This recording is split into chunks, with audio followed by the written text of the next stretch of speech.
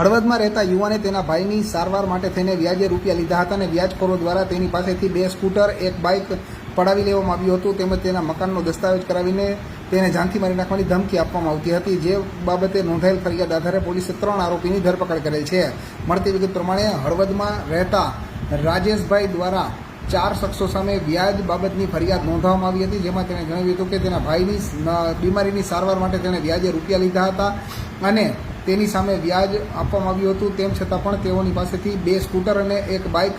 પડાવી લેવામાં આવ્યું હતું તથા તેની પાસેથી મકાનનો દસ્તાવેજ કરાવી લેવામાં આવ્યો હતો અને તેને જાનથી મારી નાખવાની ધમકી આપવામાં આવતી હતી, જેથી કરીને ભોગ બનેલા યુવાને નોંધાવેલ ફરિયાદ આધારે પોલીસે 4 પૈકીના 3 આરોપીની ધરપકડ કરાઈ છે અને આ બાબતે ડીવાયએસપીની પત્રકાર પરિષદ યોજાઈ હતી। જે મુજબ હાલમાં હળવદ મુકામે રાજેશ ભીમજીભાઈ પારેજિયા, જે પોતે સરકારી સ્કૂલમાં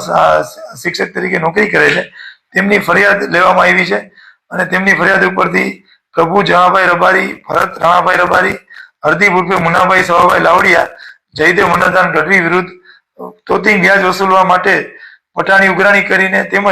જાનથી મારી નાખવાની ધમકી આપીને વધુ પૈસા પડાવી લેવાનો ગુનો દાખલ કરવામાં આવ્યો છે। જે મુજબ પ્રથમ આરોપીએ 70,000ના બદલામાં 2,10,000 જેવું તોતિંગ વ્યાજ વસૂલ કરેલ છે। બીજા અને ત્રીજા આરોપીએ 1,75,000ની સામે 2,10,000 વ્યાજ વસૂલ કરે છે। સાથે 1 મોટરસાયકલ અને 2 એક્ટિવા પણ ફરિયાદી પાસેથી પડાવી લીધા છે અને બાકીના આરોપીએ 1 લાખ રૂપિયાની સામે 1,90,000 જેવું તોતિંગ રકમ વસૂલ કરી લીધી છે અને આ રકમ વસૂલ કરવા માટે ફરિયાદીને સતત ધમકીઓ આપતા હતા અને મારી નાખવાનો ભય બતાવીને આ રકમ વસૂલ કરેલી હોય તેઓ ચારે વિરુદ્ધ ગુનો દાખલ કરવામાં આવેલ છે, જેમાંથી પ્રથમ 3 આરોપી પકડાઈ ગયેલ છે અને આરોપી ભરત રાણાભાઈ રબારી હાલ પકડવાના બાકી છે।